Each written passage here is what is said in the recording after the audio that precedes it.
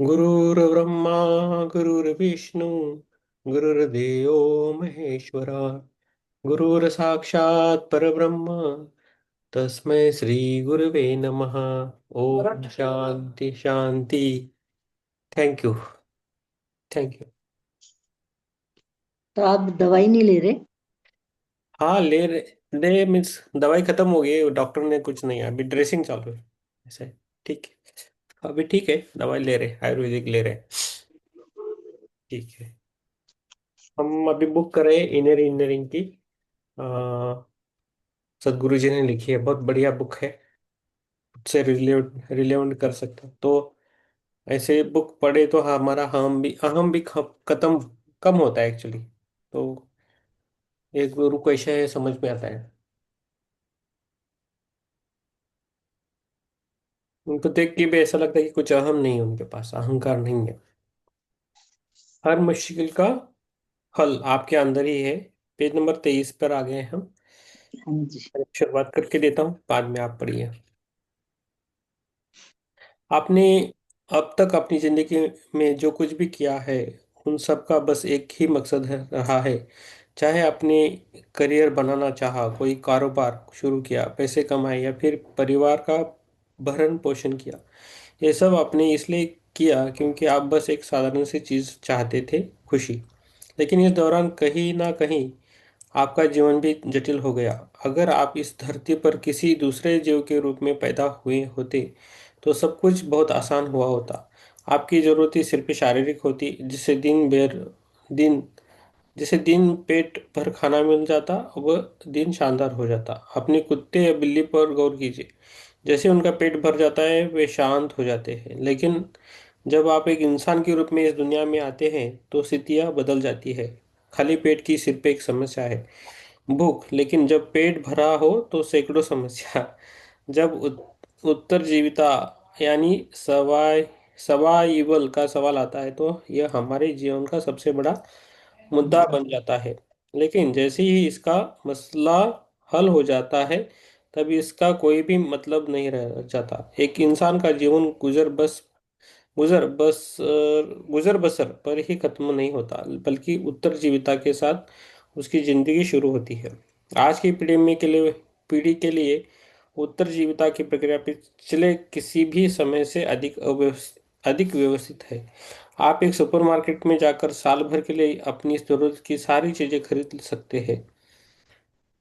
आप घर में निकले बगैर भी एक काम कर सकते हैं। मानव इतिहास में ऐसा इससे पहले कभी संभव नहीं था। 100 साल पहले जो चीजें राजा महाराजों को भी मैसर नहीं थी, आज आम आदमी के पहुंच में है। ये हम इस धरती पर रहने वाले अब तक की सबसे सुविधा प्राप्त पीढ़ी है। मगर दुख की बात यह है कि हम निश्चित रूप से सबसे अधिक आनंदित, या सबसे ज्यादा प्रेमपूर्ण, या सबसे ज्यादा शांतिपूर्ण पीढ़ी नहीं है। ऐसा क्यों है? हमने बाहर के वातावरण को व्यवस्थित करने की पूरी कोशिश की है। अगर हम इससे और ज्यादा व्यवस्थित करते हैं तो धरती ही नहीं बचेगी। फिर भी आज हम इतने उतने खुश नहीं हैं जितने 1000 साल पहले हमारे पूर्वज थे। अगर यह तरीका कारागर नहीं हुआ है तो क्या ये देखने का है कि यह सही समय नहीं है कि क्या गलत है। हम किसी ऐसी चीज को जारी कैसे रख सकते हैं जो 1000 साल तक कारागर नहीं हुई है। हम और कितने समय तक उसी योजना पर काम करते रहेंगे जो साफ तौर पर असरदार साबित नहीं हुई है। नजरे नजरे से बदलाव का यही समय है। बहुत अच्छा बोला है उन्होंने। यस। चित्रा जी आप पढ़िए। Thank you. आइए इस सवाल से शुरुआत करते हैं। हम किसी अवस्था को खुशहाली की अवस्था मानते हैं। साधारण सी बात है। खुशहाली अपने भीतर सुखी होने की गहरी भावना है। अगर आपका शरीर सुखी महसूस करता है तो हम इसे स्वस्थ कहते हैं। अगर यह बहुत सुखी हो जाता है तो हम इसे हर्ष कहते हैं। अगर आपका मन सुखी हो जाता है तो हम इसे शांति कहते हैं। अगर यह बहुत खुशी हो जाता है तो हम इसे प्रसन्नता कहते हैं। अगर आपकी भावनाएं सुखद हो जाती हैं तो हम इसे प्रेम कहते हैं। अगर भावनाएं बहुत सुखद हो जाती हैं तो हम इसे करुणा कहते हैं। अगर आपकी जीवन ऊर्जाएं सुखद हो जाती हैं तो हम इसे आनंद कहते हैं। अगर ये बहुत दुखद हो जाती हैं तो हम इसे, नहीं सॉरी, अगर ये बहुत सुखद हो जाती हैं तो हम इसे परमानंद कहते हैं। आप बस यही खोज रहे हैं, अपने अंदर और बाहर सुखी होना। जब सुख की अवस्था भीतर होती है तो इसे शांति, आनंद और खुशी कहते हैं। जब आपके आसपास का माहौल सुखद हो जाता है तो इसे सफलता का नाम दे दिया जाता है। अगर इसमें से किसी में भी अपनी रुचि नहीं है और आप बस स्वर्ग जाना चाहते हैं तो आप किस चीज की तलाश में हैं? अगर दूसरे लोग की सफलता, इसलिए इंसान के समस्त अनुभव सिर्फ सुखद और अप्रिय अवस्थाओं के अलग अलग रूप हैं। लेकिन अपने जीवन में कितनी बार एक पूरा दिन आनंद पूर्वक गुजारा है? चिंता, नाराजगी, चिढ़ या तनाव के एक भी पल के बिना? कितनी बार आप पूरे 24 घंटे पूरी तरह से प्रसन्न रहे हैं? आपके साथ ऐसा आखिरी बार कब हुआ था? कितनी आश्चर्यजनक बात है कि इस धरती पर ज्यादातर लोगों का एक दिन भी बिल्कुल वैसा नहीं बीतता जैसा वो चाहते हैं। हाँ, ऐसा कोई नहीं है जिसने खुशी, शांति या आनंद का अनुभव न किया हो, लेकिन यह हमेशा क्षणिक रहा है। वे इसे बरकरार नहीं रख पाते। वे इसे पा तो लेते हैं मगर इसका क्षण इसका क्षय होता रहता है। और ऐसा होने के लिए किसी बड़ी उथल पुथल की जरूरत नहीं पड़ती। दरअसल बेहद साधारण सी चीजों से ही लोग अपना संतुलन खो बैठते हैं। यह कुछ इस तरह से है। आ, आज आप आज घर से बाहर निकले और किसी ने आपसे यह कह दिया कि आप दुनिया में सबसे खूबसूरत व्यक्ति हैं और आप सातवें आसमान पर उड़ने लगते हैं। लेकिन फिर आप घर आते हैं तो वहां आपके अपने आप को बता देते हैं कि आप वास्तव में क्या है। सब कुछ टूटकर बिखर जाता है। यह कुछ जाना पहचाना सा लगता है। आपको अपने भीतर से प्रसन्न रहने की जरूरत क्यों है? जवाब बिल्कुल साफ है। जब आप अंदर से खुश होते हैं तो आप स्वाभाविक रूप से अपने आसपास के हर व्यक्ति, हर चीज के लिए सुखद हो जाते हैं। आप दूसरों के प्रति अच्छी भावना रखें, यह बताने के लिए आपको किसी धर्म ग्रंथ या सिद्धांत की जरूरत नहीं है। जब आप अपने अंदर अच्छा महसूस करते हैं तो यह उसका कुदरती परिणाम होता है। शांतिपूर्ण समाज और आनंदमय संसार बनाने के लिए आंतरिक प्रसन्नता का होना एक अचूक नुस्खा है। इसके अलावा दुनिया में आपकी सफलता इस बात पर निर्भर करती है कि आप कितने बेहतर ढंग से अपने शरीर और दिमाग की क्षमताओं को प्रयोग करते हैं। सफलता पाने के लिए आपके अंदर प्रसन्नता एक मौलिक गुण की तरह मौजूद होनी चाहिए। सबसे बढ़कर आज इस बात के पर्याप्त चिकित्सीय और वैज्ञानिक सबूत हैं कि आपका शरीर और दिमाग तभी बेहतरीन ढंग से काम करते हैं जब आप प्रसन्न रहते हैं। कहा जाता है कि अगर आप 24 घंटे तक आनंद की स्थिति में रह सकें तो आपकी बौद्धिक क्षमता लगभग दुगनी हो सकती है। बस आंतरिक अवस्था को शांत करके और स्पष्टता को दिशा देकर इसे हासिल किया जा सकता है। पेज अब जिसे आप पेज नंबर 26 आ गए हैं। हाँ, पेज नंबर पेज 26। नंबर 26, हाँ। अब जिसे आप मैं कहते हैं, वह वही जीवन ऊर्जा कभी बहुत खुश रहती है, कभी दुखी, कभी शांत, तो कभी उथल पुथल की अवस्था में। एक ही जीवन ऊर्जा इन सारी स्थितियों को पैदा कर सकती है। इसलिए अगर आपको यह विकल्प दिया गया हो कि आपकी जीवन ऊर्जा किस तरह से अभिव्यक्त हो, तो आप किसे चुनेंगे? आनंद या क्लेश? प्रसन्नता या अप्रसन्नता? जवाब साफ है। बस इसके तरीके हर व्यक्ति के लिए अलग अलग हो सकते हैं।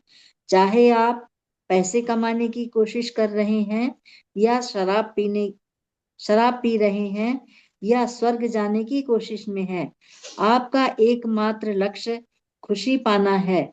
अगर आप कहते हैं कि आपकी दिलचस्पी इस दुनिया में नहीं है और आपके जीवन का मकसद सिर्फ स्वर्ग जाना है, तब भी आप सिर्फ खुशी की तलाश रहे हैं।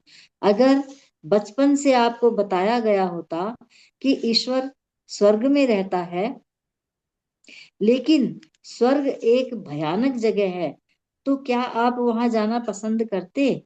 निश्चित तौर पर नहीं। दरअसल आनंद का सर्वोच्च स्तर स्वर्ग है और दुख का सर्वोच्च स्तर नर्क है। इसलिए कुछ लोग सोचते हैं कि आनंद वाइन शराब पीने में है, तो दूसरे सोचते हैं कि यह डिवाइन ईश्वर में है। लेकिन दरअसल यह खुशी ही है जिसकी सभी तलाश कर रहे हैं। आपके और आपकी खुशहाली के बीच एक ही रुकावट है। वो यह है कि आपने अपने विचारों व भावनाओं को भीतर से निर्देश लेने के बजाय बाहर से निर्देश लेने दिया है। एक दिन एक महिला सोई हुई थी। नींद में उसे एक सपना आया। उसने देखा कि एक हट्टा कट्टा आदमी उसे घूर रहा है। फिर वह उसके करीब आने लगा, करीब और करीब। वह इतना करीब आ गया कि वह उसकी सांसों को महसूस कर पा रही थी। वह सिहर उठी, लेकिन डर से नहीं। उसने पूछा, तुम मेरे साथ क्या करोगे? उस आदमी ने कहा, देवी जी, यह आपका सपना है। आपके दिमाग में जो चल रहा होता है वह आपका सपना होता है। कम से कम आपका सपना तो वैसा होना चाहिए जैसा आप चाहते हैं। क्या ऐसा नहीं होना चाहिए? आप जैसे चाहते हैं, अगर दुनिया वैसे न भी चले, तो कम से कम आपके विचारों और भावनाओं को तो आपकी मर्जी के हिसाब से चलना चाहिए।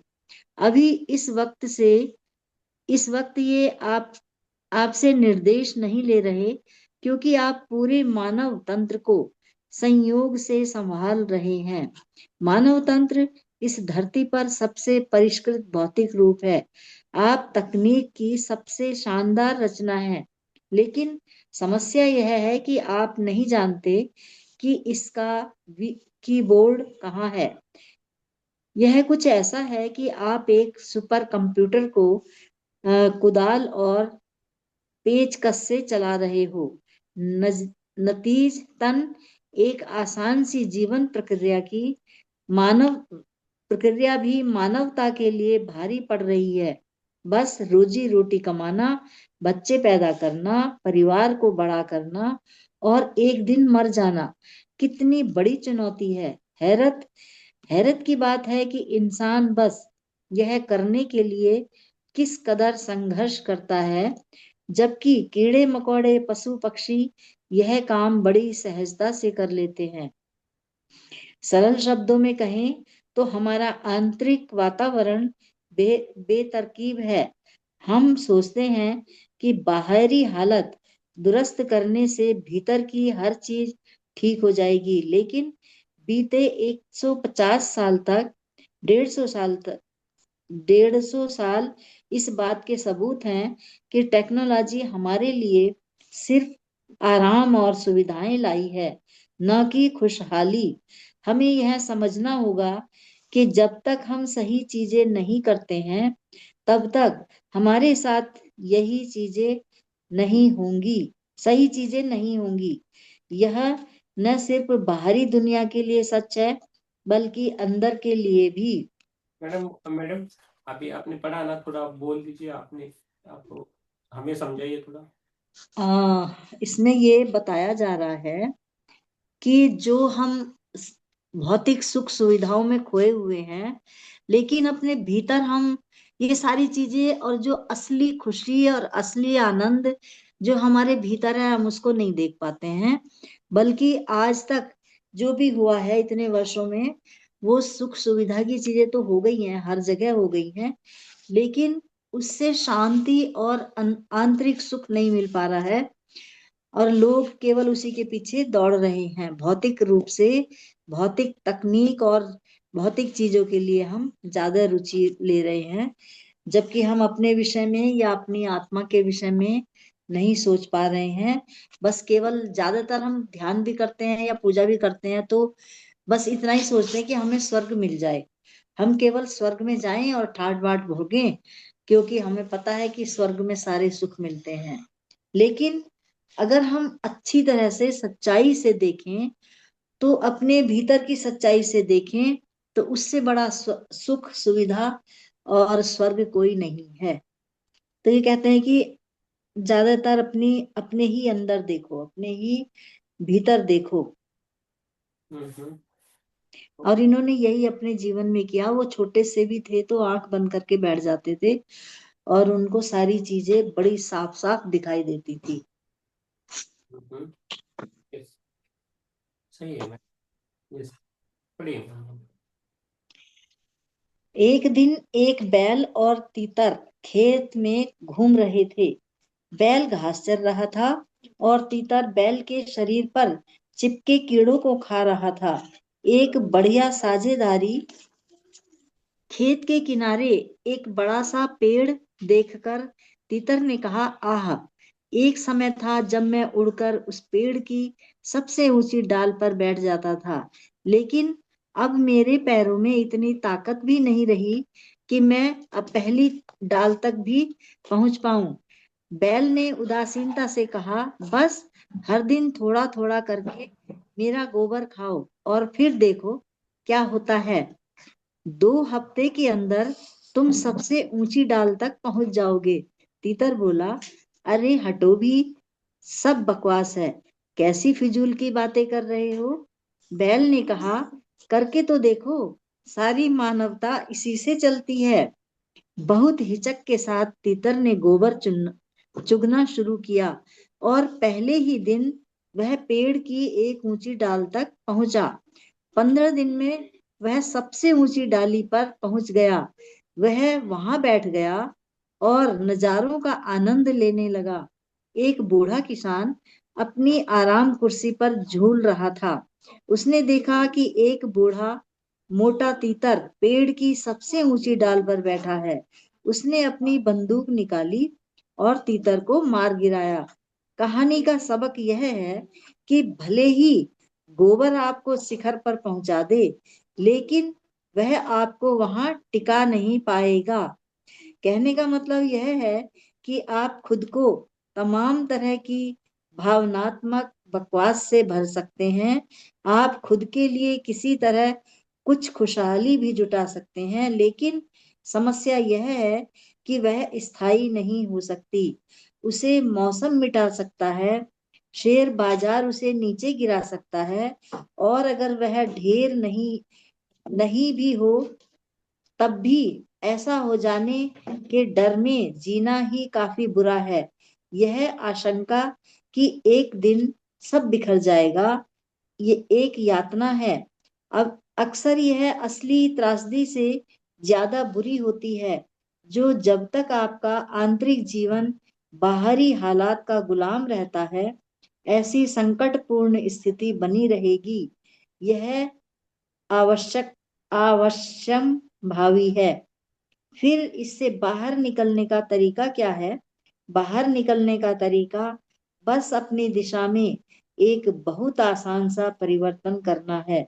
आपको बस यह एहसास करने की जरूरत है कि आपके अनुभव का स्रोत और आधार दोनों ही आपके अंदर हैं। मानवीय अनुभव बाहरी स्थितियों से उकसाए या प्रेरित किए जा सकते हैं, लेकिन इसका स्रोत अंदर होता है। पीड़ा या सुख, क्लेश या आनंद, संताप या परमानंद, सब सिर्फ आपके अंदर घटित होते हैं। इंसान की नादानी यह है कि लोग हमेशा खुशी को बाहर से हासिल करने की कोशिश करते हैं। आप बाहरी चीज को प्रेरक या उत्तेजक के तौर पर इस्तेमाल कर सकते हैं, लेकिन असली चीज हमेशा अंदर से आती है। इस समय आपके हाथ में एक किताब है। आप किताब को कहाँ देखते हैं? उंगली से उस ओर इशारा कीजिए कि आप इसे कहाँ देखते हैं। क्या आपको लगता है कि इसकी छवि आपके बाहर है? फिर सोचिए, आपको ज्ञात है कि छवि का निर्माण किस प्रकार होता है। दरअसल रोशनी किताब पर गिरती है, फिर परावर्तित होकर उसकी आंखों की पुतली तक पहुंचती है और आपके रेटिना पर उल्टा प्रतिबिंब बनाती है। आप यह पूरी कहानी जानते हैं, तो असल में आप किताब को अपने अंदर ही देख रहे होते हैं। आप सारी दुनिया को कहाँ देखते हैं? पुनः अपने भीतर ही। आपके साथ कभी जो कुछ भी घटा, आपने उसे अपने अंदर ही अनुभव किया है। उजाला और अंधेरा, पीड़ा और सुख, संताप और परमानंद, सब कुछ आपके अंदर ही हुआ है। अगर अभी कोई आपका हाथ छूता है, तो आपको लग सकता है कि आप उसके हाथ को महसूस कर रहे हैं, लेकिन सच यह है कि आप अपने हाथ में स्पर्श की संवेदना का अनुभव कर रहे हैं। सारा का सारा अनुभव अंदर समाया हुआ है। सारे मानवीय अनुभव 100% खुद के पैदा किए हुए होते हैं। अगर आपके विचार और आपकी भावनाएं आपकी अपनी बनाई हुई हैं, तो इनको आप जिस तरह से चाहें ढाल सकते हैं। आज इस बात का वैज्ञानिक सबूत मौजूद है कि शराब का एक भी घूंट पिए बिना या अन्य कोई नशा किए बिना ही आप खुद से पूरी तरह नशे की हालत में आ सकते हैं। इजराइल के एक कार्बनिक रसायन शास्त्री राफेल मैकुअल और उनके शोध दल ने एक परियोजना की शुरुआत की, जिसमें वे मनुष्य के भीतर आनंद अणु, ब्लिस मेले मेलेब्ल्यूल को अलग करने में सफल हुए। सरल शब्दों में कहें तो उन्होंने यह पता लगाया कि मानव मस्तिष्क में मादक द्रव्य को ग्रहण करने के कुदरती केंद्र हैं। ऐसा क्यों है? उन्होंने बताया कि ऐसा इसलिए है क्योंकि शरीर खुद अपना नशीला पदार्थ पैदा करने में सक्षम है। बिना किसी बाहरी उद्दीपन के यह अपने लिए आनंद का निर्माण कर सकता है, और वह भी बिना किसी हैंड ओवर के। कुछ खास रासायनिक पदार्थ जैसे अल्कोहल और मादक ड्रग्स इसलिए खतरनाक हैं क्योंकि वे आपकी चेतना पर काम कर सकते हैं, आपकी सेहत खराब कर सकते हैं, लत पैदा कर सकते हैं और आपको बर्बाद कर सकते हैं। लेकिन दूसरी तरफ आपके शरीर में ही आनंद पैदा करने वाला नशीला पदार्थ है, जो आपके अपने ही सिस्टम में बनता और इस्तेमाल होता है, और जिसका स्वास्थ्य और खुशहाली पर बहुत अच्छा असर होता है। तो इसका मतलब है कि मानव तंत्र शानदार तरीके से आत्मनिर्भर है। ऐसे दूसरे रसायन हाल ही में खोजे गए हैं, लेकिन इस विशेष रसायन का नाम आनंदा माइंड रखा गया है, जो संस्कृत शब्द आनंद पर आधारित है। हम इससे अनुमान लगा सकते हैं कि खुशी बस एक खास तरह की केमेंट्री है केमिस्ट्री। केमिस्ट्री है। शांति एक दूसरी तरह की केमिस्ट्री है। वास्तव में हमारे द्वारा अनुभव की जाने वाली हर तरह की सुखद अवस्था, चाहे वह शांति हो या आनंद हो या परमानंद, एक तरह की केमिस्ट्री है, जो योग पद्धति में हमेशा से इसका ज्ञान रहा है। आंतरिक खुशहाली के लिए एक आनंदमय अस्तित्व का रासायनिक पद आधार पैदा करने के लिए एक तकनीक मौजूद है। मैं इसे आत्मज्ञान कहता हूँ। यह उसका एक आयाम है। अगर आप जागरूक हैं, तो आप अपनी प्रणाली को इस तरह सक्रिय कर सकते हैं कि बस सांस लेना ही सुखद एहसास बन जाए। इसके लिए बस आंतरिक प्रक्रिया पर थोड़ा ध्यान देने की इच्छा होनी चाहिए। इसके लिए समझ में एक बुनियादी बदलाव लाने की जरूरत है। कलेश मिटाने का रास्ता बाहर मत खोजिए, पीड़ा से मुक्ति का रास्ता बाहर मत ढूंढिए। केवल एक ही रास्ता है, और वह है अपने अंदर। यस मैम, आप समझाइए सबको मैम। वही है, सारा कुछ ध्यान पे आ जाता है घूम फिर के, कि जो भी बाहर चीजें हैं उनमें अपना सुख ना ढूंढ के एक आनंद, जो भी ये नशे में कहते हैं ना लोग, शराब पी के बड़ा आनंद आता है, कोई भी नशीला पदार्थ वो खाते हैं तो बड़ा आनंद आता है। तो इन्होंने कहा ऐसा नहीं है कि उसी में आनंद है, वो बल्कि हमारे माइंड को, हमारी चेतना को बिगाड़ता है, हमारी सेहत को खराब करता है। लेकिन जो असली आनंद है, असली जो आनंद की अनुभूति है, वो हमारे ही अपने भीतर है। हम उसको पा सकते हैं थोड़े से प्रयास से। उन्होंने फिर लास्ट में यही बोला है कि जो हमारी सांस लेने की प्रक्रिया है, अगर हम उस पर थोड़ा सा ध्यान दे लें और उसको सक्रिय होकर अपने श्वास को लें, तो हम इस आनंद को पा सकते हैं बिना किसी नशीले पदार्थ के। और ये सारा आनंद जो है वो हमारे भीतर है। ऐसा बहुत सारे वैज्ञानिकों ने बताया है, प्रयोग करके बताया है कि ये सब आनंद हमारे मस्तिष्क में है। Yes, thank you ma'am. अभी ये यस, हिरल जी आप पढ़ सकते हैं, हिरल जी और योगिता जी भी है ना, रेडी देखिए, हिरल जी आप हाँ पढ़। सर। हाँ, थैंक यू। मेरी आवाज आ रही है ना? Yes, हिरल जी बहुत अच्छा पढ़ा और बहुत अच्छा आपने समझाया। पेज नंबर 30 है। Thank you. Thank you. Yes. हाँ सर, पेज पता है मुझे। हाँ। आत्मवंदन तीर, सभी को। मल्टी, हाँ लास्ट हाँ पैराग्राफ है। जी। ज्यादातर लोग सोचते हैं कि शांति और आनंद आध्यात्मिक जीवन के मकसद है। यह एक भ्रम है। शांति और आनंद एक खुशहाल जीवन की मूलभूत जरूरतें हैं। अगर आप आज रात भोजन का आनंद लेना चाहते हैं तो आपको शांत और प्रसन्न रहना होगा। अगर आप अपने परिवार का, अपने कामकाज का और जिस दुनिया में आप रहते हैं उस दुनिया का आनंद लेना चाहते हैं तो आपको शांत और खुश रहना होगा। शांति और खुशी ऐसी चीजें नहीं है जो आप जीवन के अंत में हासिल करते हैं, वे आपके जीवन का आधार है। अगर आप शांति को अंतिम लक्ष्य मानते हैं तो आप सिर्फ कब्र में ही शांति से आराम कर पाएंगे। इस धरती पर आध्यात्मिकता सबसे ज्यादा भ्रष्ट शब्दों में से एक है। शांति पाने के लिए आध्यात्मिक मार्ग पर मत चलिए।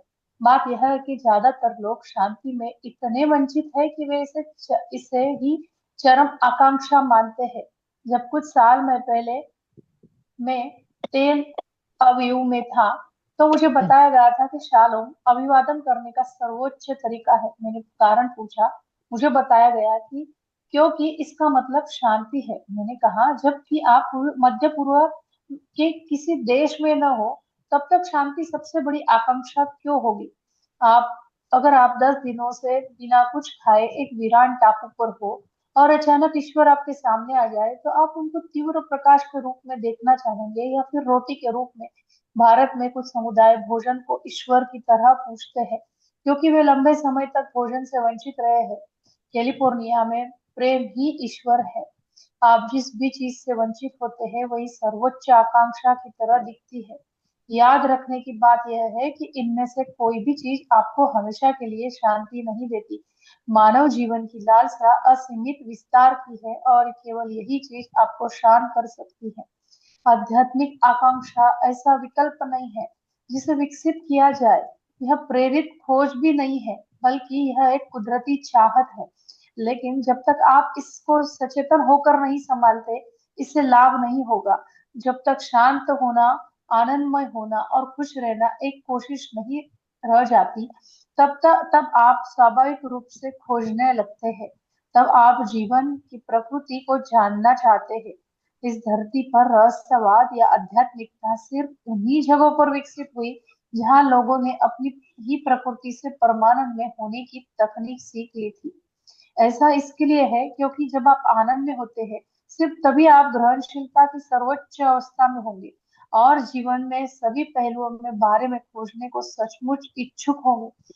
वरना आप हिम्मत नहीं करेंगे, क्योंकि अगर आप खुश रहना ही आपके लिए एक बड़ी चुनौती है, तो आप दूसरी चुनौतियों का सामना नहीं कर सकते। एक बार की बात है, 85 साल का एक बूढ़ा आदमी लुसियाना में मछली पकड़ने गया। जब वह उस दिन काम खत्म करने वाला ही था, तभी उसके कांटे में एक मेंढक फंस गया। जब वह उसे कीचड़ में छोड़ रहा था, तब मेंढक ने कहा, मुझे प्यार से चूम लो और मैं एक खूबसूरत युवती बन जाऊंगा। बुजुर्ग इंसान काफी देर तक मेंढक को देखता रहा। चुंबन की आशा में मेंढक ने अपने होठ आगे कर दिए। तब उस बूढ़े आदमी ने मेंढक को अपनी मछलियों के झोले में रख लिया। मेंढक चिल्लाया, क्या तुमने मेरी बात नहीं सुनी? सिर्फ एक चुंबन और मैं एक वाकई एक खूबसूरत युवती बन जाऊंगा। बूढ़े आदमी ने कहा, इस उम्र में एक खूबसूरत युवती के साथ मैं ज्यादा कुछ नहीं कर सकता। हाँ, अगर तुमको चुनने में से एक सजीला युवा राजकुमार बन जाता तो बात अलग होती, लेकिन अभी तुम तो बात करने वाले मेंढक हो। यकीन करो, मुझे इसमें मुझे इसमें कमाई दिख रही है। अपनी नाकाबिलियत के कारण विकल्प चुनना जीवन में समाधान नहीं ला सकता। अपनी प्रकृति खुश रहने में नाकाबिल होने से जीवन के सबसे आसान मुद्दे पर भी काफी जटिल समस्याएं जैसे लग सकते हैं।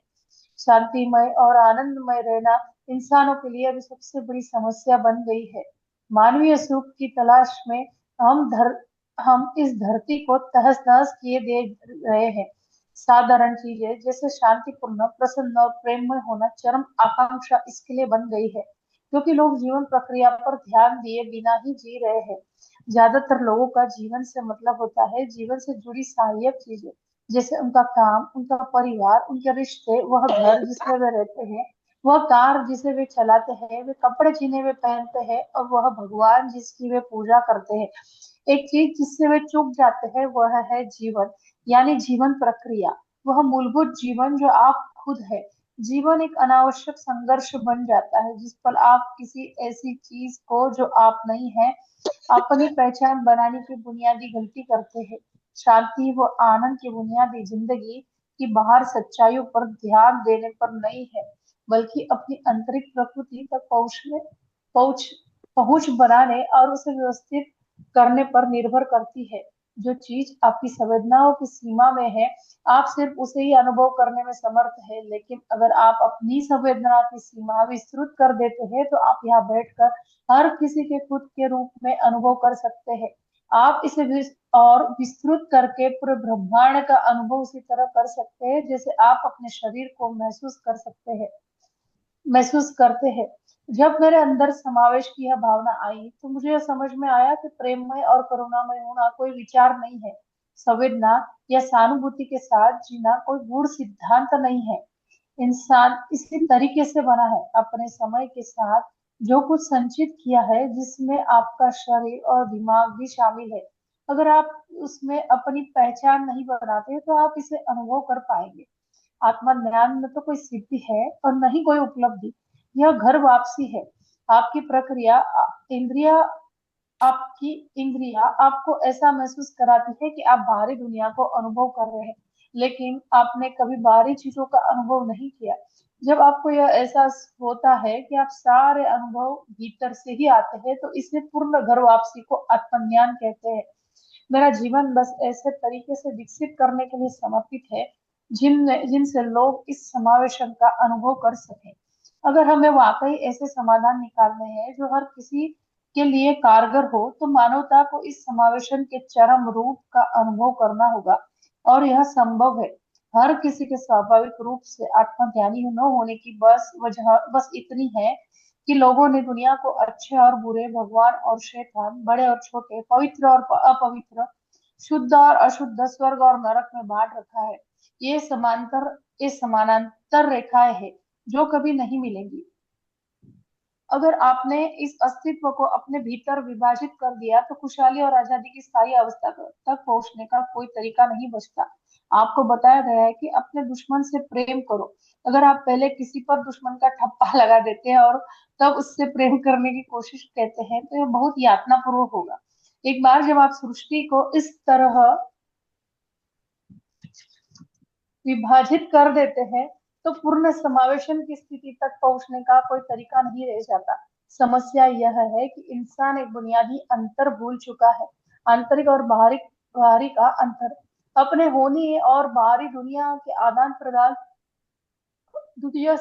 आदान प्रदान करने के तरीकों में वे अंतर नहीं कर पाते। हालात या रिश्ते की प्रकृति के मुताबिक लेन देन अलग अलग होते हैं। लेन देन कितने भी दूर या कितने भी अंतरंग हो, हमेशा नियमों या मानदंडों से संचालित होते हैं। लेकिन जब बात हमारे आंतरिक प्रकृति की आती है तो सिर्फ एक सिद्धांत लागू होता है, असीमित एकात्म। हमारी भौतिक और सामाजिक दुनिया सीमाओं से संचालित होती है, लेकिन हमारी भीतरी दुनिया या किसी सीमा की जरूरत नहीं है। इस असीमित एकात्म के परमानंद को पाने के लिए जो हमारी स्वाभाविक अवस्था है, आपको बस इतना ही करने की जरूरत है कि इस मार्गदर्शन के साथ जीवन को जिए कि सभी मानवीय अनुभव भीतर से ही पैदा होते हैं, या तो बाहरी उकसावे से या उसके बिना। बस इतनी सी ही बात है। अगर आप इसे अपने भीतर पूर्णतया स्थापित कर लेते हैं तो आपके आदान प्रदान के नतीजे तकलीफ देह नहीं रह जाएंगे। इससे आपको क्या मतलब है? लोग अक्सर मुझसे पूछते हैं, हो सकता है बतौर योगी आपके लिए संभव हो, लेकिन हम लोग जो असली दुनिया में रहते हैं, अपने लेन देन को टकराव से कैसे मुक्त करें? मैं उन्हें याद दिलाता हूँ कि मैं किसी गुफा में नहीं रहता, मैं भी लोगों का नेतृत्व करता हूँ। मैं 30 लाख से ज्यादा स्वयंसेवकों के साथ दुनिया भर में काम कर रहा हूँ। स्वयं सेवी का मतलब यह है कि जो काम कर रहे हैं उसके लिए वे आमतौर पर प्रशिक्षित नहीं होते, और आप उन्हें निकाल भी नहीं सकते। क्या आप जानते हैं कि ऐसे हालात में संभालना कितना मुश्किल होता है? इस मायने में मेरा जीवन तो सबसे ज्यादा मुश्किल होना चाहिए, लेकिन आप मुझे कभी परेशान नहीं देखेंगे, क्योंकि मेरा अस्तित्व किसी भी तरह से बाहरी चीजों का गुलाम नहीं है। यह कोई अलौकिक या दिव्य उपलब्धि नहीं है, हर किसी के लिए इस तरह से रहना संभव है। अगर आपको अभी भी विश्वास है कि वहां ऊपर कोई बैठा है जो आपको बचा लेगा और आपकी सारी समस्याओं का हल कर देगा, तो बस यह याद रखिए कि आप एक गोल धरती पर रह रहे हैं और वही घूम रही है। इसलिए जब भी आप ऊपर देखते हैं, जाहिर है आप गलत दिशा में देख रहे होते हैं। इस लगातार फैलने वाले विशाल ब्रह्मांड में ऊपर क्या है और नीचे क्या है,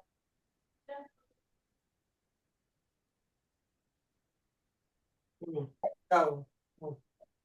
इसका आप में जरा भी अंदाजा नहीं है। सर, चिन्हित नहीं है कि इतना अंतर जानते हैं कि अंदर क्या है और बाहर क्या है। हालांकि योगी के लिए यह हिमालय के इलाकों में प्रकट हुआ। वे आदि योगी यानी पहले योगी के तौर पर जाने गए। उन्होंने ही योग के विज्ञान को अपने साथ शिष्यों को दिया, जिन्होंने बाद में दुनिया भर में फैलाया।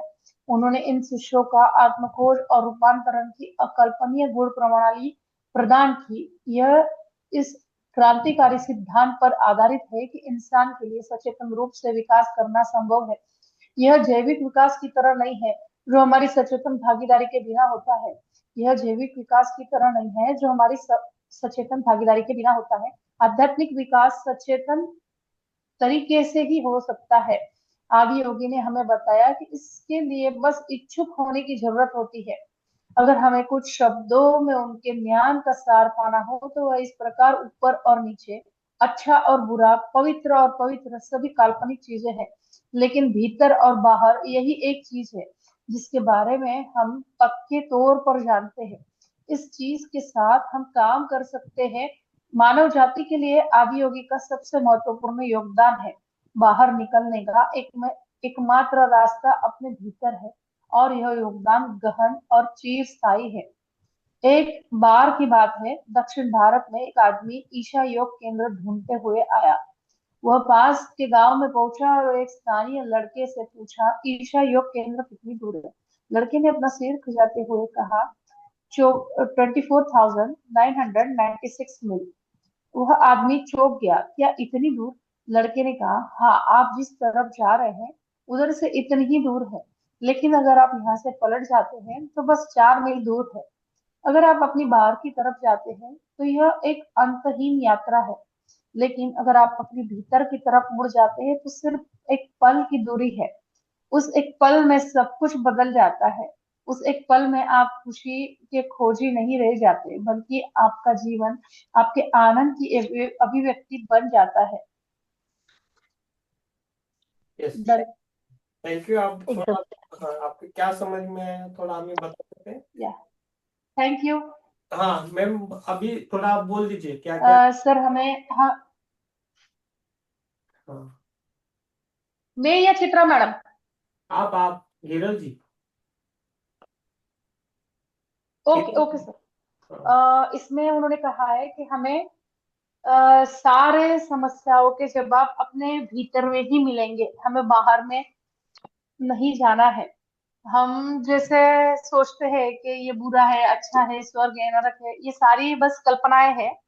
और जो भी है कि ये सारी कल्पनाएं हैं। एक्चुअली सच तो यही है कि अंदर और बाहर, मतलब सब कुछ भीतर ही है। और उन्होंने आदि योगी मतलब शंकर भगवान के बारे में बताया कि सबसे पहले तो वही प्रकट हुए थे हिमालय में। और फिर उन्होंने ये सब मतलब ये सारी चीजें, ध्यान और ये सारी शिक्षाएं सबको दी। हम्म। और ऐसा कुछ भी नहीं होती है, नीचे अच्छा है ऊपर है, ऐसा कोई भेदभाव नहीं है यहाँ पे। हम्म। यस। मतलब हमें अपने भीतर, अगर हम अपने भीतर जाते हैं ना, तो हमें हमारे लिए शांति, या तो फिर जो हम चाहते हैं आनंद, वो ज्यादा दूर नहीं है। हमारे लिए सब कुछ हमारे अंदर ही हम पा सकते हैं। उसके लिए हमें बाहर कुछ भी नहीं खोजना है। हम्म। यस। ठीक है, इधर रुकेंगे, पाठ हो गए। यस। मतलब हम ज्यादातर अपेक्षाएं हमारे फैमिली से जहाँ रहते हैं हम्म। उनसे रखते, वहां पे हमें ज्यादा एक्सपेक्टेशंस नहीं रखनी है। हमें अपने भीतर ही सब कुछ मिल सकता है, हमें अपने भीतर ही ढूंढना है। चित्रा जी, और आपको कुछ ऐड करना है? बस ठीक है, बहुत तो ज्यादा इसमें कठिन कुछ नहीं है। सिर्फ उन्होंने यही बताया है कि बाहर ढूंढने की बजाय हमें अपने अंदर काम करना है। और जैसे हिमालय योगी शिव को बताया है, तो उन्होंने अपने शिष्यों को बताया, जो भी उनके विचार थे उन्होंने सब जगह फैलाया, सबको बताया कि ये सब कुछ है। यस। यस। और कोई बताना चाहता है? नीता जी, योगिता जी, माधुरी जी कुछ बोलना चाहते हैं? तो ऐसा समझ के आगे गए तो अच्छा रहेगा। यस। नहीं सर, अच्छी तरह से समझ गए। यस। Thank you. आप योगिता जी, आप ये, आपको जब टाइम मिले तो कैमरे के सामने आना है आपको। हाँ, आप आराम से रहिए, आपके लिए अच्छा है। यस। आगे क्वेश्चन के लिए सामने रखिए सर। यस। नीता जी की उनका कुछ काम रहता है तो वो रहते हैं, उनका के लिए माधुरी जी ने बोल के रखा है, जब वो आएंगे आएंगे। यस। यस, और कुछ पूछना है? नहीं तो ध्यान करेंगे।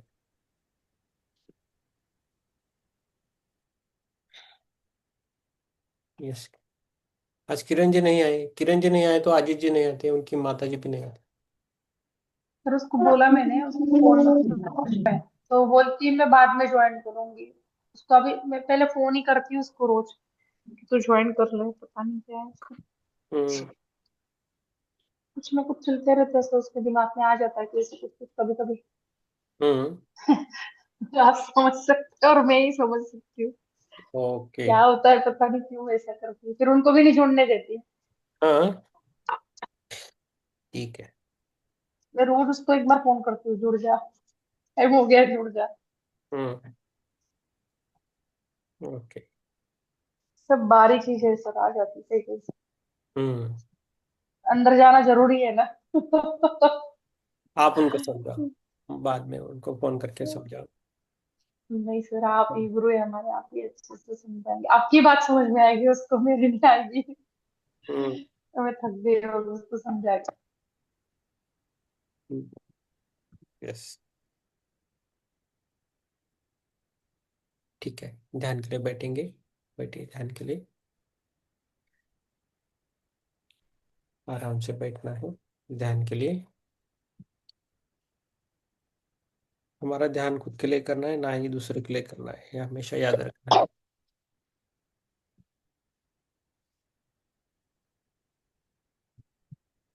आराम से बैठे, जो भी होता है उसे होने देना है।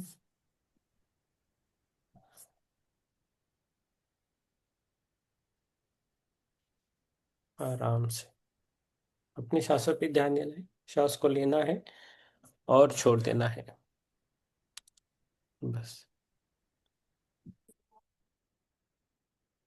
धन्यवाद। हम खुद को धन्यवाद देंगे, हमारे पूरे सेल्स को धन्यवाद देंगे, खुद की सांसों को धन्यवाद देंगे, इस समय को धन्यवाद देंगे, इस पृथ्वी माता को धन्यवाद देंगे, जो भी चीजें हमारे आसपास है उन सभी को हम धन्यवाद देंगे। इस इंजीनियरिंग पुस्तक को भी धन्यवाद देंगे, सदगुरु जी को धन्यवाद देंगे, इस ज्ञान को हम धन्यवाद देंगे, हमारी आत्मा को धन्यवाद देंगे। Thank you so much, thank you so much. हमारे सभी इलनेस को धन्यवाद देंगे, सभी डिसीजेस को हमें धन्यवाद देना है, मनी पैसों को भी हमें धन्यवाद देना है, सभी चीजों को हमें धन्यवाद देना है। धीरे धीरे सांसों पे ध्यान देना है, सांस को लेना है और छोड़ देना है, सांस को लेना है और छोड़ देना है।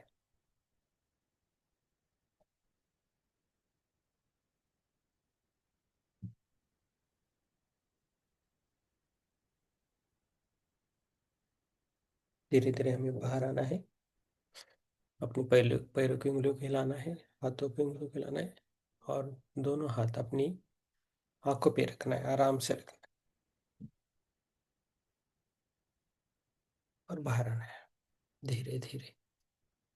जिनको भी बात करनी है कर सकते हैं और जिनको सोने के लिए जाना है जा सकते हैं। आप सभी को मेरा धन्यवाद, थैंक यू सो मच इस ध्यान के लिए और इस ध्यान की पवित्रता को धन्यवाद। थैंक यू सबको, थैंक यू चित्रा जी, हिरल जी, योगिता जी, माधुरी जी, नीता जी, आप सभी को मेरा धन्यवाद।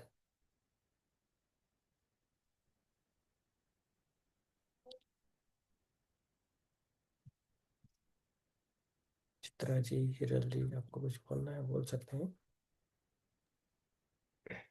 मंदिर से आत्मवंदन। ध्यान बहुत अच्छा और गहरा रहा। हम्म। बीच में ना मेरे को झटका लगा, जैसे आधे बॉडी को एक साइड में ऐसे कुछ कर हम्म। रहा है, मतलब जोर से नहीं, पर से अलग से साइड से, हम्म। राइट से लेफ्ट तरफ। और अभी ना मुझे लास्ट में आप जब वो ध्यान आंखें खोलने के लिए बोल रहे थे, तब कोई मास्टर दिख रहे, हम्म। 20-25 साल के थे, और कहीं पे रोटी सेकी जा रही है, उस पे तेल लगाया जा रहा है, कुछ समझ में नहीं आया। हम्म। अच्छा है, बहुत अच्छा है मैम।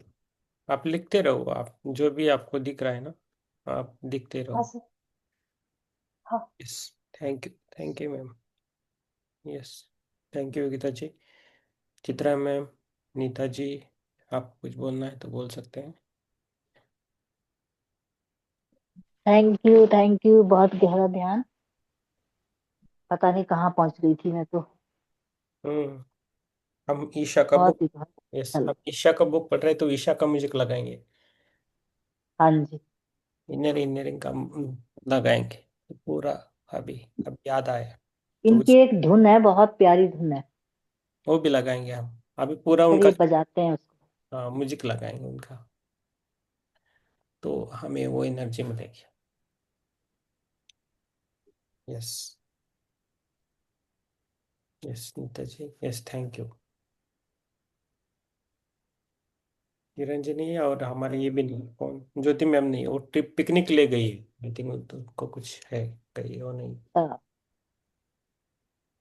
बाकी अभी देखना है, धीरे धीरे अभी। ठीक है, चेंजेस होंगे, देखेंगे। अभी नए साल में नया तरीके से करेंगे। हम इंग्लिश बुक पढ़ सकते हैं क्या तो चित्रा? मैं आपको एक बताऊं। हाँ। आपको जो भी दवाई दे रखी है डॉक्टर ने, हम्म।